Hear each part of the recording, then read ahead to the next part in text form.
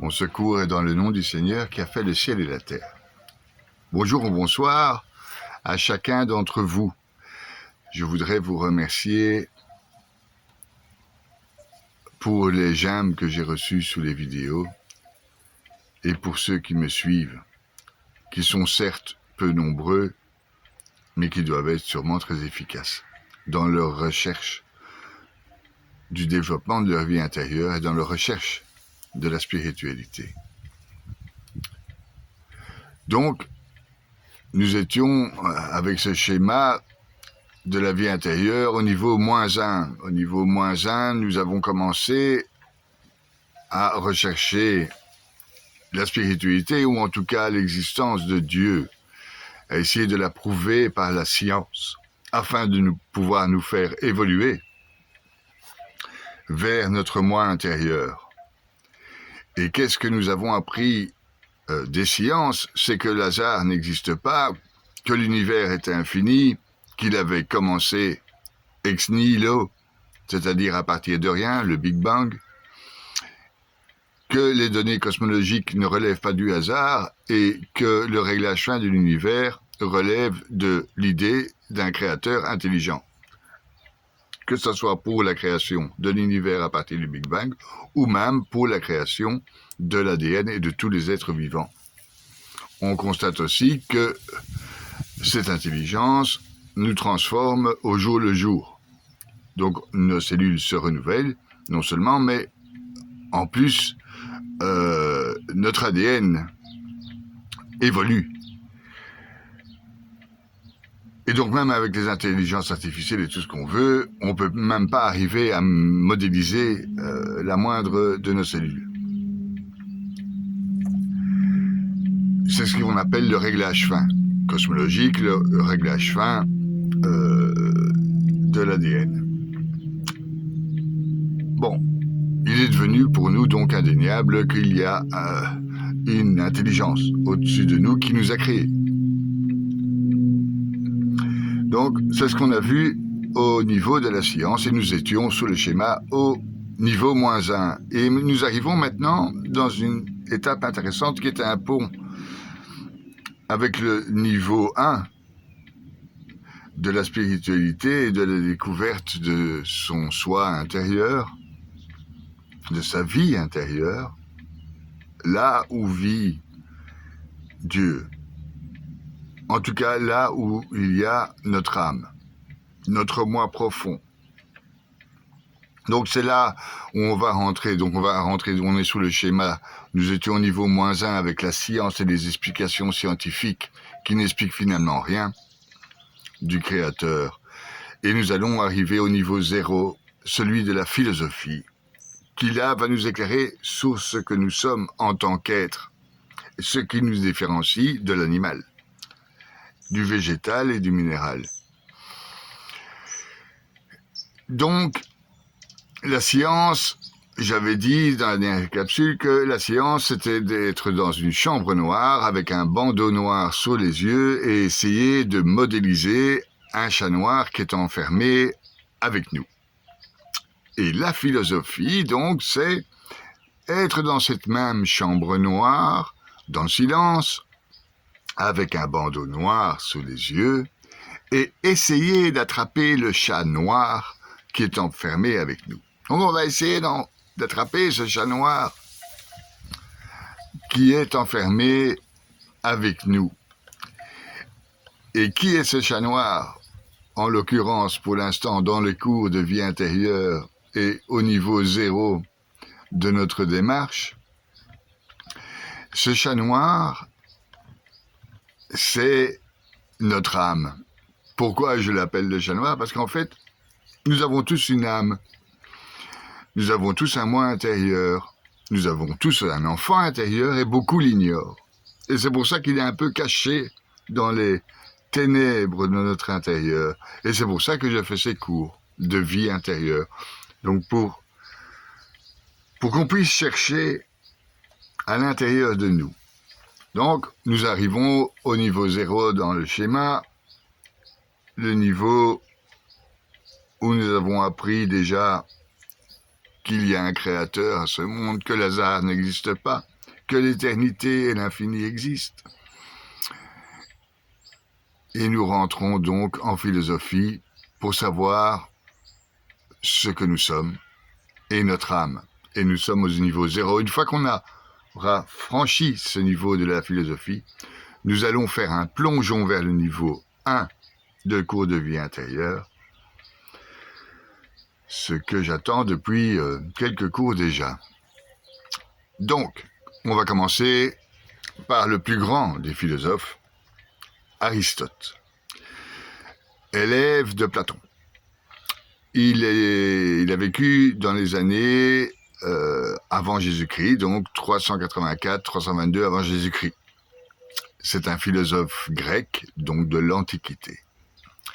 Il est disciple de Platon, comme je vous l'ai dit, et il figure parmi les plus grands penseurs de ce monde. Il est le plus influent, encore jusqu'à présent, donc 2400 ans que nous lisons Platon. Et il nous a dit quoi, Platon? Il a parlé essentiellement, pour nos cours de vie intérieure, de la métaphysique, ce qui est au-dessus de la physique. Et il a aussi parlé de l'âme. Mais il a abordé de nombreux domaines, comme la biologie, la physique, la métaphysique, la logique, la poésie même, la politique, la rhétorique, l'éthique,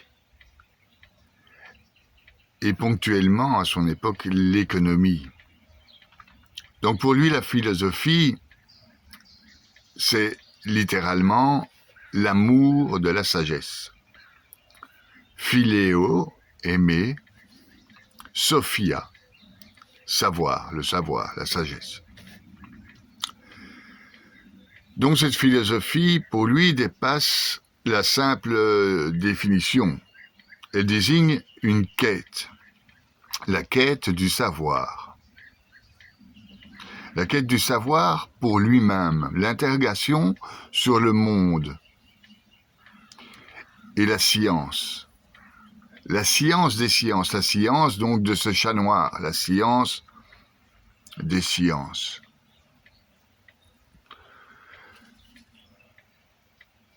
Nous rentrons donc avec la philosophie quelque part dans une forme de méditation réflexive avec Aristote.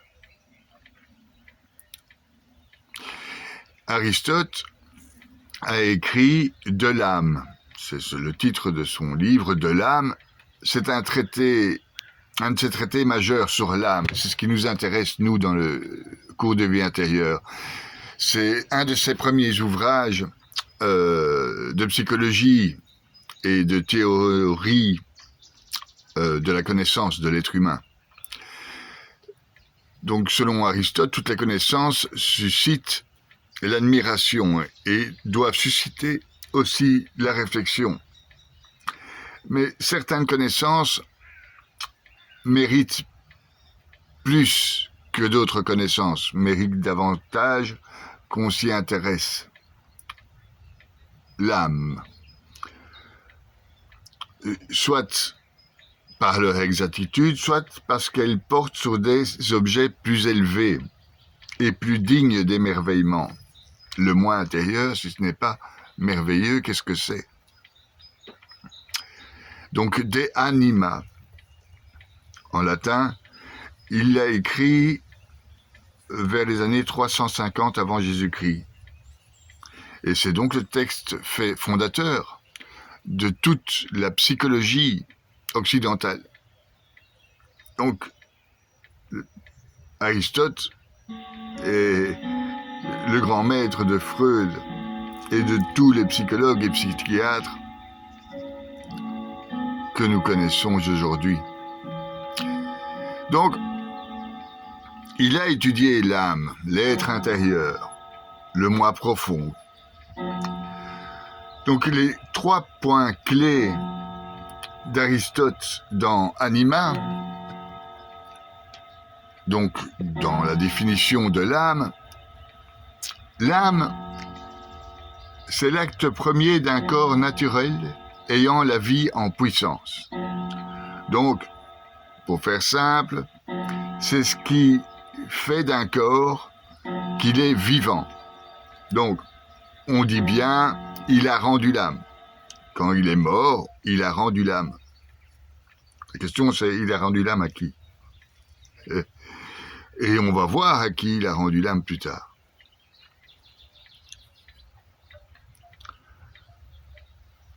Pour l'instant, donc, restons chez Aristote, qui définit l'âme en 3 catégories bien distinctes. La végétative, l'âme végétative comme les plantes, qui se nourrit pour croître. L'âme sensitive, comme les animaux, qui doivent sentir, qui doivent désirer la proie pour manger, qui doivent bouger, sensitive.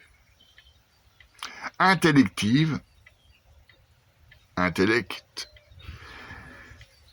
ça, c'est nous, les humains. Nous sommes censés être intelligents,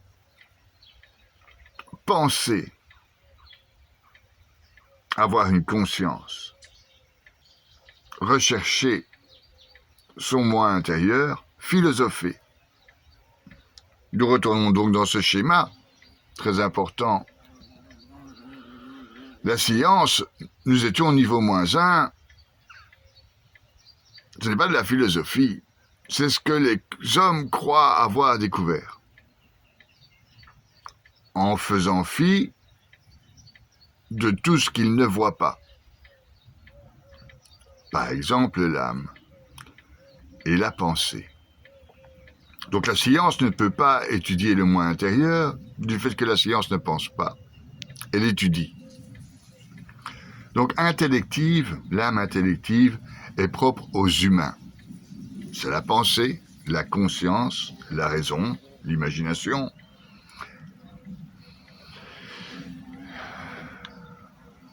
La mémoire, la poésie, l'art. L'âme est la forme du corps, comme la vue est la forme de l'œil. Si tu arraches l'œil, tu n'as plus de vue. Si tu arraches l'âme, tu n'as plus de vie. Pour Aristote, l'âme est en somme le principe de tout être vivant. On verra plus tard que l'âme est aussi divisée toujours en trinité. C'est toujours 3. Entre Nefesh, Ruach et Neshama, donc entre l'âme métaphysique, celle qu'on va étudier, le souffle de vie, et alors celle qui est reliée au cosmos, à l'univers, à Dieu. Donc, revenons à Aristote. Mais vous voyez qu'on est au niveau 0, et au niveau 0, dans la philosophie, on va faire un pont, on va s'envoler vers le niveau 1.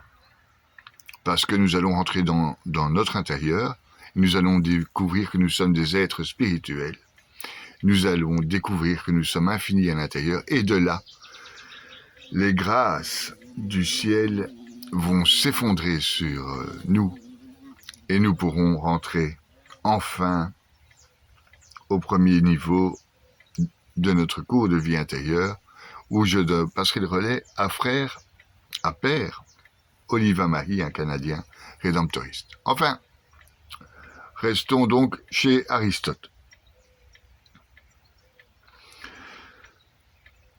Si l'âme possède une fonction propre, donc faire de vivre, mais indépendante du corps, elle serait immortelle si l'âme est indépendante du corps. Ou sinon, l'autre option, l'âme meurt avec le corps. Elle ne pourrait subsister sans le corps. Donc, toutes les affections de l'âme, donc ce que l'âme subit à travers notre corps, comme le courage, la douleur, elle le ressent et elle se manifeste toujours avec un corps. La douleur produit le stress produit la pression, trop de pression produit la dépression. Donc, si c'est le cas, ces affections, donc c'est ce que l'âme subit à travers notre corps, sont des formes engagées dans la matière. Donc on ne peut pas séparer l'âme de la matière. Et l'étude de l'âme relève donc de la physique pour Aristote. En revanche, si certaines propriétés de l'âme n'ont rien à voir avec le corps ni la matière, on est d'accord. À l'intérieur de nous, il y a autre chose que de la matière, de la chair. Elle relève de la métaphysique. Et donc Aristote a écrit un livre sur la métaphysique.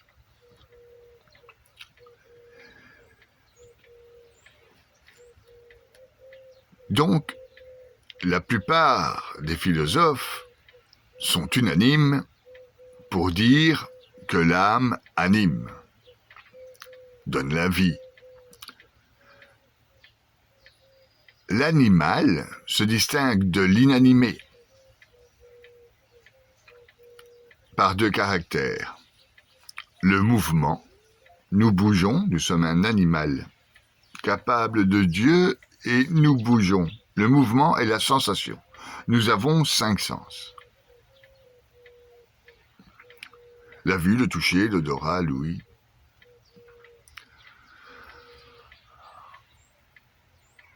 Beaucoup, à son époque, comme Démocrite, le Cype et certains pythagoriciens considèrent l'âme comme le principe d'un moteur primordial. De là, lui vient l'idée, le moteur primordial. L'âme, celle qui nous fait bouger, comme j'ai dit, le mouvement, la sensation. Donc, de là, l'idée vient du moteur immobile. Alors, ça devient très compliqué. Démocrite, par exemple, assimile à une sorte de feu ou de chaleur. Anaxagore affirme que l'intelligence a imprimé le mouvement à l'univers, que c'est l'intelligence qui a imprimé le mouvement à l'univers. C'est marrant, parce qu'il y a plus de 2500 ans, donc les philosophes disaient déjà ce que la science dit aujourd'hui. Donc, on ne fait que répéter les choses qui sont dites depuis les Égyptiens, et peut-être même avant. Enfin bon, c'est toujours bon de le répéter, du fait que là, je vous fais des cours de vie intérieure pour que vous puissiez rentrer dans cette chambre noire, à chercher donc le chat noir. En religion, chez les religieux, on dit Dieu se cache dans les ténèbres. On va y arriver aussi au niveau 1. Donc Aristote critique cependant cette position. Donc la position, il refuse que le mouvement appartienne à l'âme. Donc il dit l'âme, pour lui, l'animal se compose d'un mobile, le corps, et d'un moteur, l'âme, laquelle est immobile. Donc c'est lui qui crée l'idée du moteur immobile.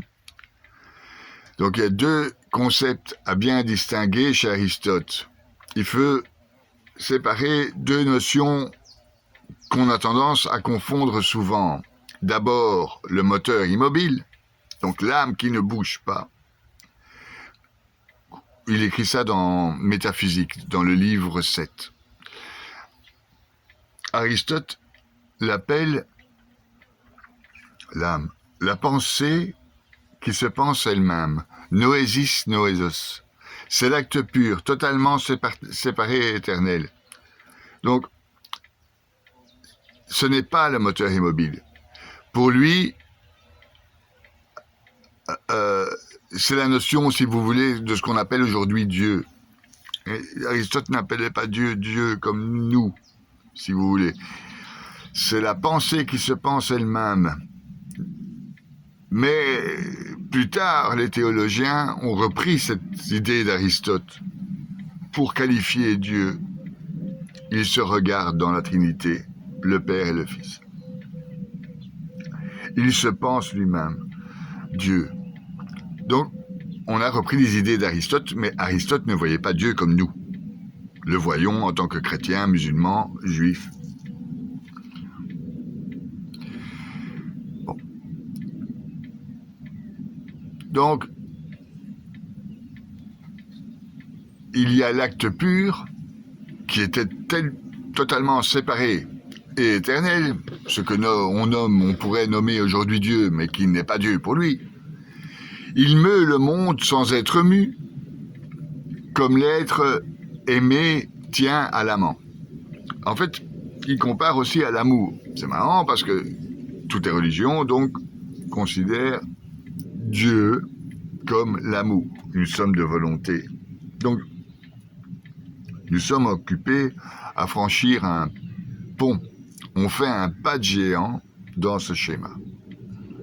Nous allons nous envoler vers le niveau 1 de la spiritualité, le niveau du cours de vie intérieure, proprement dit. Mais nous devons passer donc par cette étape. Donc, pour Aristote, le monde est éternel et le moteur immobile, donc l'âme, ne crée pas le monde au sens de la Genèse, ne crée pas.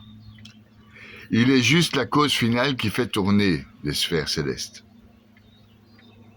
Elle est juste notre vie. Et il sépare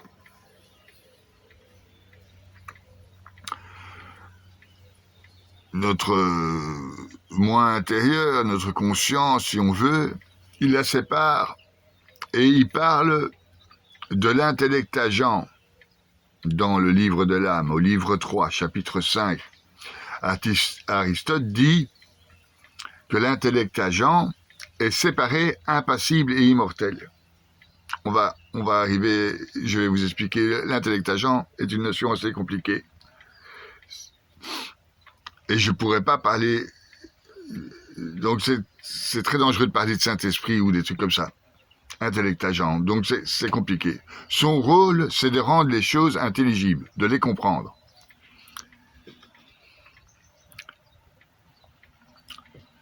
Il prend dans son livre les images des fantasmes.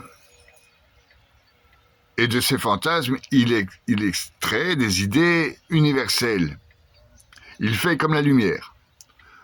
Donc, l'intellect agent. Sans la lumière, tu n'as pas de couleur.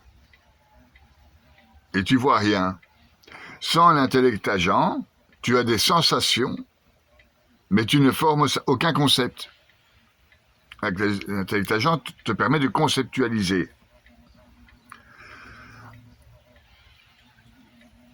Plus tard, Alexandre d'Aphrodise, en 200 après Jésus-Christ, disait que l'intellect agent, c'est Dieu lui-même.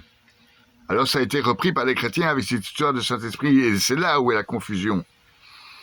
Un peu comme le Saint-Esprit. Et c'est là que saint Thomas d'Aquin, encore plus tard, vient souligner cette distinction. Saint-Esprit est une grâce de Dieu, et non l'intellect agent. Donc en fait, c'est compliqué, on va dans quelque chose de profond, évidemment c'est au fond de nous, c'est le moi intérieur, ce qui est caché dans cette pièce noire, le chat noir qu'on cherche donc. Donc c'est là où tout se complique. Donc résumons, il y a eu aussi Averroès, un musulman qui a étudié donc à la suite d'Aristote, l'intellect agent. Donc il pensait que cet intellect agent, c'est une intelligence unique, séparée, commune à toute l'humanité. Thomas d'Aquin, à la suite d'Averroès, tranche. Pour lui, l'intellect agent est une puissance naturelle, individuelle, présente dans chaque être humain. Donc c'est les capacités de chaque être humain. Son intelligence, pour résumer. Donc pour Alexandre d'Apophise, l'intellect agent vient du dehors. Il est séparé, éternel, impassible. Il est cause qui fait passer notre intellect du possible à la puissance de l'acte. Comme toutes les caractéristiques du Dieu d'Aristote, Alexandre conclut, l'intellect agent, c'est Dieu lui-même, le premier moteur. De là la confusion avec le Saint-Esprit, que saint Thomas d'Aquin a mis à l'heure. Donc quand tu penses, c'est Dieu qui illumine ton âme pour que tu formes des concepts, ton intellect agent individuel. C'est juste la participation à cet intelligence divine, qui est unique. Oui. Mais pourquoi on ne peut pas parler du Saint-Esprit? Parce que Alexandre est païen. C'est un païen. Il ne croit pas en Dieu. Et c'est comme le Dieu d'Aristote n'est pas le Dieu de nous, les chrétiens, les musulmans, les juifs. Il ne connaît pas la Trinité. Pour lui, Dieu, c'est le Dieu d'Aristote. Donc, à l'époque, c'était les polythéistes, les gars. Donc, ce Dieu est une pensée qui se pense totalement transcendante et qui ne s'occupe pas des hommes. Et qui surtout ne descend pas dans l'âme. Il est uniquement transcendant. Et c'est tout à fait, c'est la différence avec nous les judéo-chrétiens, où on dit que Dieu, nous sommes le temple de Dieu. Un temple mobile, il faut le souligner parce que dans la religion, si vous voulez, le temple d'Israël bougeait, l'arche de l'alliance bougeait. Il y a un lien avec notre corps bouge. Dès que tu fais quelque chose de fixe, tu fais une guerre. Marrant. Tu fais une église et tu fais des guerres de religion. Tu fais une mosquée, un temple, tu fais une guerre. Dès que tu te figes sur place, enfin bon. Donc, excusez-moi, c'est parce qu'en fait, on s'envole du niveau -1 au niveau 1 grâce à la philosophie. C'est là que ça devient intéressant et réellement spirituel. Et nous allons donc rentrer dans notre cours de vie intérieure de plein pied et je m'en réjouis. J'espère que j'aurai encore 1 ou 2 auditeurs. Mettez-moi des j'aime, etc. parce que là, je me suis essuyé 41 vues en 1 mois, alors que la simple influenceuse en fait 1000 en 10 minutes parce qu'elle montre son maquillage, et c'est nichon. Enfin bon, donc, le piège historique. Au XIIIe siècle, les chrétiens latins lisent Alexandre, qui est traduit de l'arabe. Ils disent « Ah, l'intellect agent divin d'Alexandre, le Dieu, ça ressemble à l'Esprit Saint qui illumine. » Thomas d'Aquin refuse ce rapprochement. Il dit « Si l'intellect agent c'est Dieu, alors soit on est tous des dieux, soit on n'a pas d'intelligence propre. » Donc on a un problème théologique énorme. Pour Thomas, l'intellect agent doit être dans l'âme. Sinon, on n'est pas responsable de nos actes. La grâce du Saint-Esprit, elle vient s'ajouter à cette nature déjà complète. Le Saint-Esprit illumine pas pour faire des maths ou de la physique, il illumine pour faire saisir les mystères de la foi.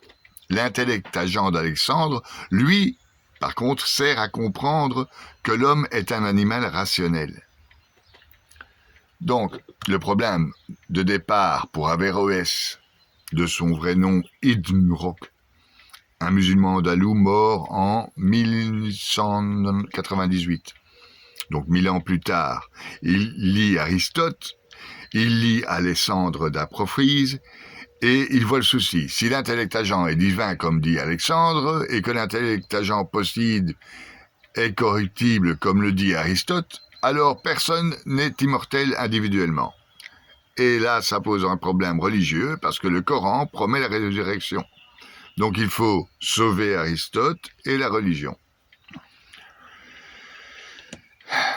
La solution d'Averroès, c'est la théorie des deux intellects séparés. Et là, ça devient intéressant, très intéressant.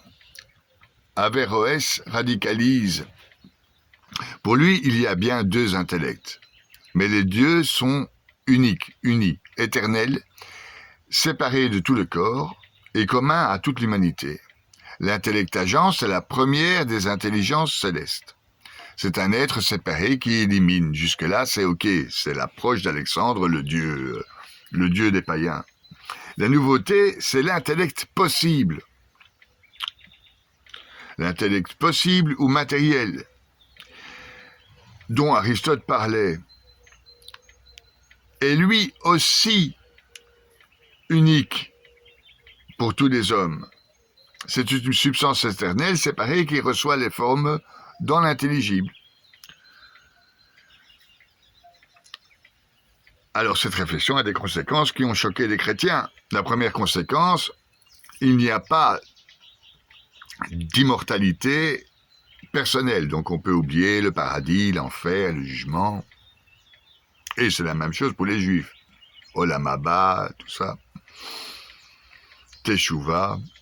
Enfin, donc ça ne colle pas religieusement pour les religieux, pour la religion, que ce soit musulman, judéo-chrétien. Quand tu meurs, ton imagination et ta mémoire disparaissent. L'intellect possible continue de penser, mais ce n'est plus toi. Donc, malgré qu'il soit musulman, Averroès, il assume. Il se fait des ennemis. Seule l'espèce humaine est éternelle, pas l'individu. Deuxième conséquence, on a tous la même intelligence de fond. Si je comprends le théorème de Pythagore, et que toi tu le comprends aussi, c'est numériquement la même intellection qui se produit dans l'intellect possible, qui est unique. Et il y a encore une autre conséquence. Si l'intellect agent n'est pas Dieu, mais qu'il est quand même une créature hyper élevée, juste en dessous de Dieu, il fait un lien entre Dieu et l'humanité. Alors là, ils ont tous pété un câble, surtout au Moyen-Âge, où ils ont tout confondu. L'Esprit Saint, l'intellect agent, l'intellect possible. Et c'est ça la recherche de la vie intérieure, hein. C'est de tout confondre entre ce que c'est l'imagination, les grâces, les visions, le moi profond, l'enfant intérieur, c'est terrible. Nous sommes donc au niveau zéro de ce graphique, et ce niveau zéro est un pont. Je vois que le temps que je m'étais imparti, c'est-à-dire les 30 minutes, sont dépassés, et donc je vais m'arrêter là, et je vais vous laisser donc réfléchir sur cette notion d'intellect agent, etc.